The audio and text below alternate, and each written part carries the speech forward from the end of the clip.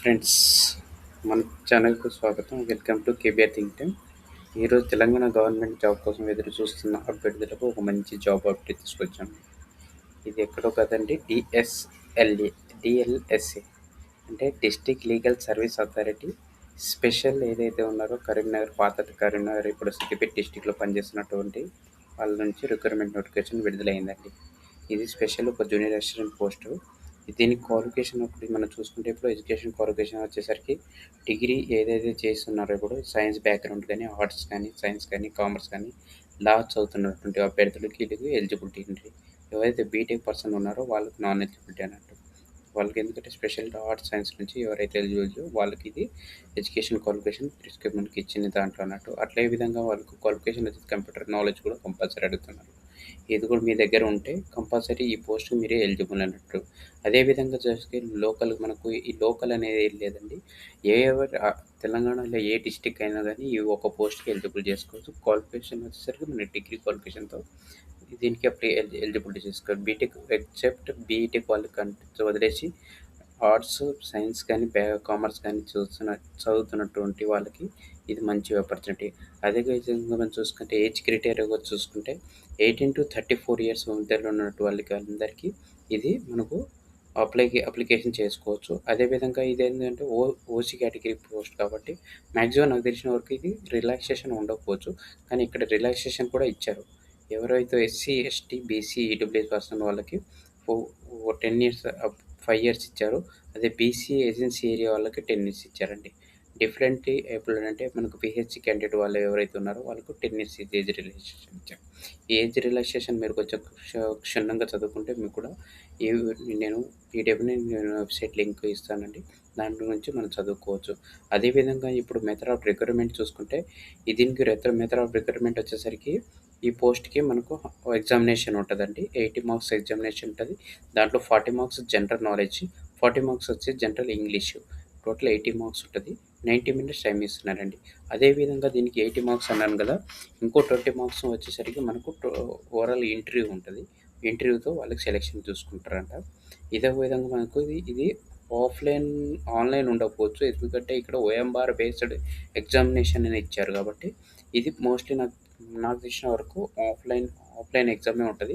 So, offline exam తర్వాత viva ఉంటది. వైవాతోనే మనకు సెలక్షన్ ప్రాసెస్ తీసుకుంటారు. ఇది మనకు అదే విధంగా క్వాలిఫై మార్క్స్ అనేసి చూసుకుంటారు. కానీ మోస్ట్ ఆఫ్ ఎవరైతే స్కోర్ ఎక్కువ చేస్తారో వాళ్ళకే ఎలిజిబిలిటీలో మనకు జాబ్ రావడానికి అవకాశాలు ఎక్కువుంటాయి.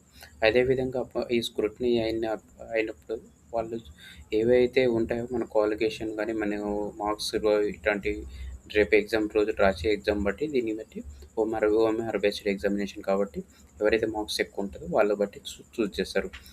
ఇంకోటి మనకు విధంగా వస్తే 1:3 ఇది ఇక్కడ ఒక పాయింట్ చూడండి. ఈ point candidate qualified in the examination will be short listed in the ratio of 1:3. So, ఒక పోస్ట్ ఉంది కాబట్టి ముగ్గురిని పిలవచ్చు మనకు. ముగ్గురిని దాంట్లో ఒకరిని ఎవరైతే స్కోరు గాని అదే విధంగా వైవా అది బాగా ఇస్తారో వాళ్ళకి సెలక్షన్‌లో జాబ్ ర ఓ జాబ్‌లో ఉంటారండి. అదే విధంగా చూసుకుంటే ఎగ్జామినేషన్ ఫీజు చూసుకుంటే మనకు అప్లికేషన్ ఎవరైతే ఓసీ, బీసీ కేటగిరీ పర్సన్ ఉన్నారో వాళ్ళకి 800 అదే విధంగా గానీ మనకు ఎస్సీ, ఎస్టీ క్యాండిడేట్ పీపుల్ అయితే ఎవరున్నారో వాళ్ళకి 400 రూపీస్ ఉంది. ఎగ్జామినేషన్ ఫీజు ఉంది.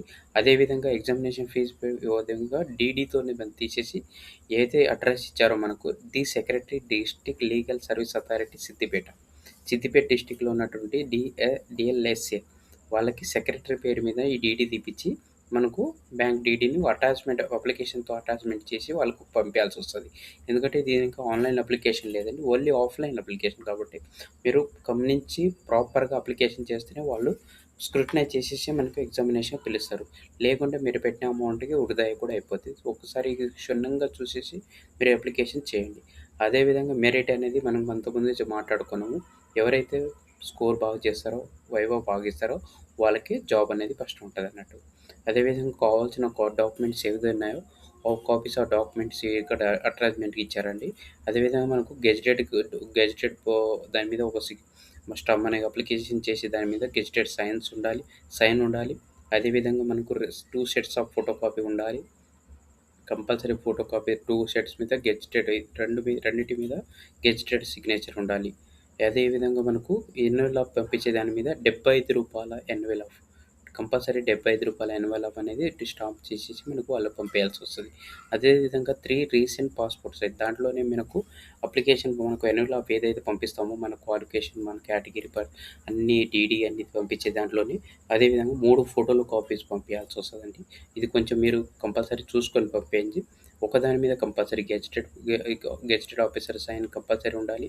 ఇక్కడ మనకైతే ఏదైతే ఉన్నాయో కొంచెం మీరు ఇవి కూడా చూసుకుంటే ఇది ఇంకోటి మెన్షన్ చేశారు ఇక్కడ టీఏ, డీఏ అనేసి అలవెన్స్ అట్లాంటివి ఏమి లేదండి. మీరు మన ఓన్ ఖర్చుతోనే ఎగ్జామ్స్ రాయాల్సొస్తది.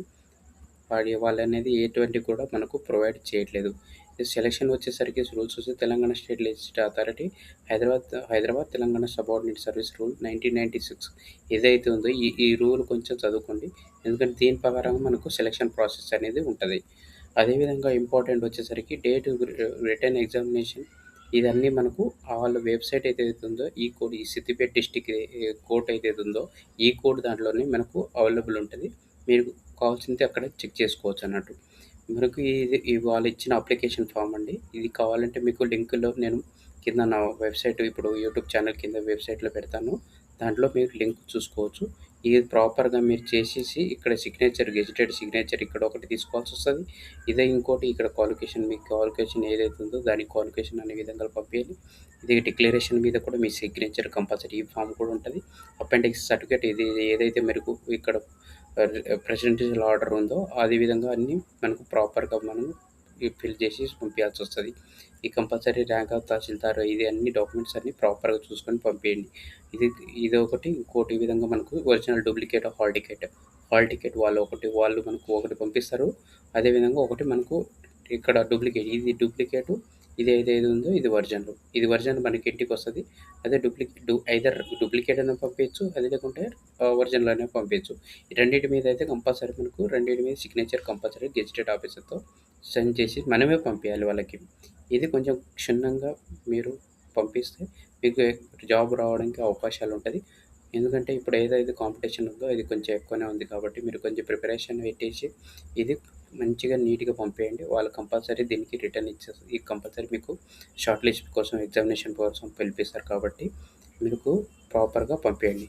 అదేవిధంగా ఈ వీడియోను సబ్స్క్రైబ్ అండ్ లైక్ చేస్తే ఫర్దర్‌గా నేను పెట్టే వీడియోలు కూడా నాకు హెల్ప్‌ఫుల్‌గా ఉంటది కాబట్టి కొంచెం వీడియోని షేర్ అండ్ సబ్స్క్రైబ్ చేయండి. Thank you so much.